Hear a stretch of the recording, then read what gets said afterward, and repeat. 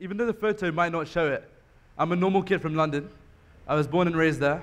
I'm 19 years old now. I'm traveling for a few months. And my parents are from Uganda. They were kicked out of Uganda in 1972 when Idi Amin got rid of all the Gujarati Indians from Uganda. And I never planned on going to India. My parents always used to say to me, Eashan, if you don't do your homework, I'm going to send you to India. And it was always the kind of impression I had that India was a place where you go when things aren't going well, when you're badly behaved. And I had this picture in my mind that India was just unpleasant. So it never would have crossed my mind that I would have been coming here to India as regularly as I have. So in 2013, my mom came to me and she was like, guess what you're doing this summer? You're going to India. And I was like, what have I done wrong this time?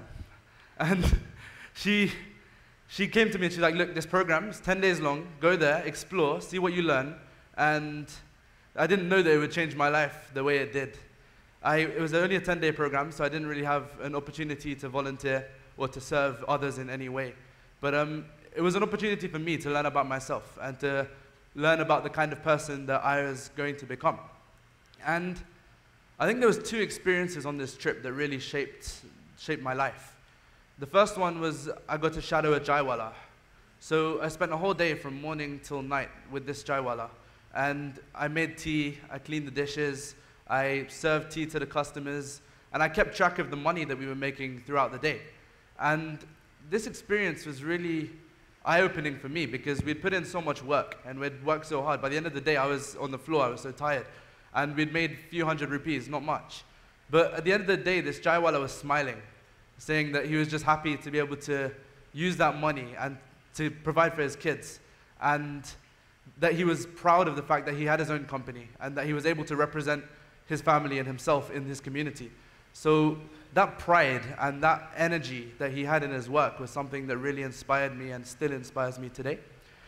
The second experience which shaped my life was just spending time with all the kids from the different schools, the different communities, the different hostels.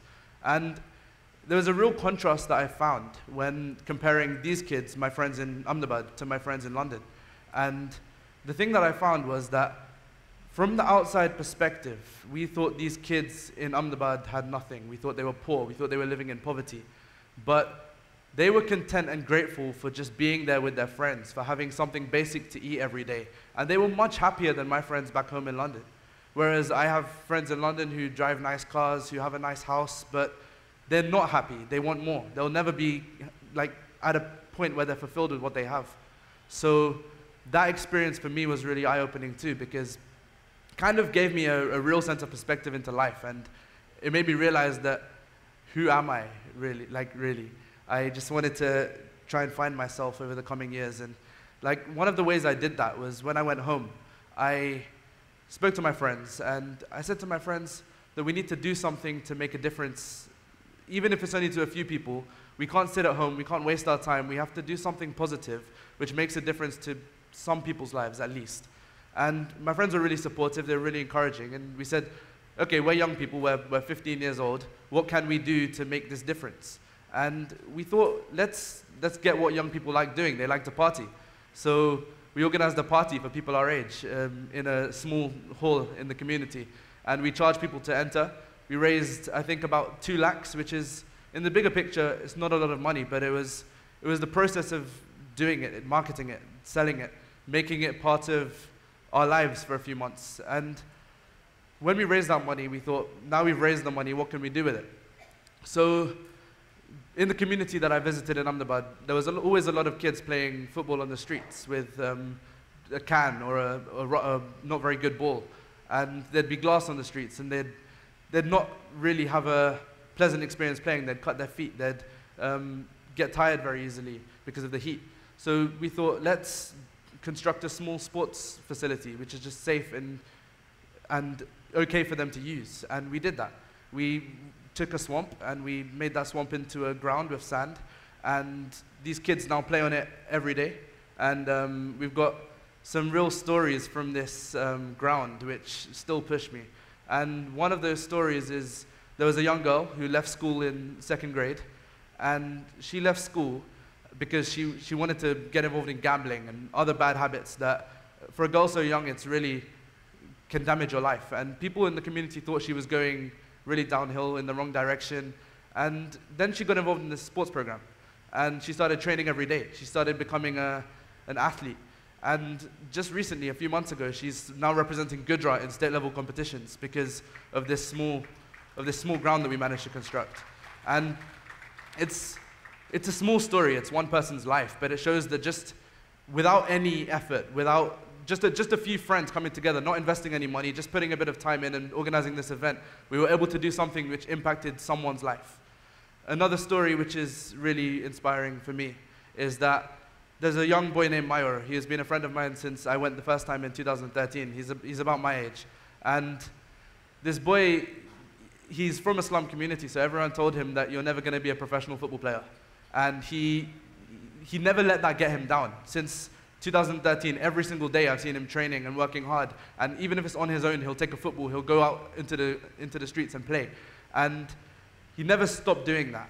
And just the other day, he called me up crying, saying, I just got selected for the Ahmedabad football team. And to see people doing small things to achieve their dreams because of something small that we did is what pushes me, and it started to make me believe that young people are really capable of making a difference. Like, we were 15-year-old children. We raised a bit of money. We constructed a sports facility. Anyone can do it. We're normal kids. And this project really shifted my mindset to make me believe that this is possible and made me believe that we can maybe grow this. If a normal kid like me who used to just lounge on the sofa and play FIFA can come from that and be motivated to make a change, then why can't any other young person be motivated to make a change just by experiencing something? So we thought, what can we do in our local community which gets young people involved in making a difference without having to travel, because not everyone can travel to India for this experience. So we created a concept called the Homeless Drive. And the idea is that young people from all around the world, they'll come together in their local community. They'll pack bags consisting of blankets, food, hygiene items, whatever they feel that their homeless community needs. And they'll pack individual resource kits. And it's not about the kits, it's that they spend about 20 to 30 minutes with each homeless person. They'll find out their story, and it kind of teaches them that it only takes one bad experience to put someone on the street. And it's a really humbling experience for anyone who comes on. And we've had days that we've done homeless drives, and there's been over 250 young people attending these drives on single days. And this is what we do to get young people involved in the youth project, because these homeless drives, even though we do all this stuff, the aim of the homeless drive is not to serve the homeless. The aim of the homeless drive is to serve the young people who are coming out and who are carrying out the act of service. Because we want people to believe that they just need to take 10 minutes out of their day to help someone, and that they can see the impact that their company and their resource pack is having on this one person's life. So this is something we've been doing for many years now, and we've carried them out all around the world, in London, San Francisco, in Africa, across Asia. And it's just something simple that young people can do. And this concept really started to spiral, and a lot of young people started getting involved in the youth project. And it's starting to prove that youth mindsets are changing. We are able to make a difference. Young people from all around the world have come together as part of the youth project. We have 1,500 volunteers across 14 countries. We have 115 projects ranging from a magazine to the homeless drives, to opening a school in Ahmedabad. All these different projects that people have had as ideas, they've managed to make it happen, because we try to prove that if you have an idea and if you really believe you can do it, you can do it. Your age doesn't matter, your circumstance doesn't matter, where you come from doesn't matter. Anyone can make a difference, and that's really what we believe as part of the youth project. Yeah, thank you for your time.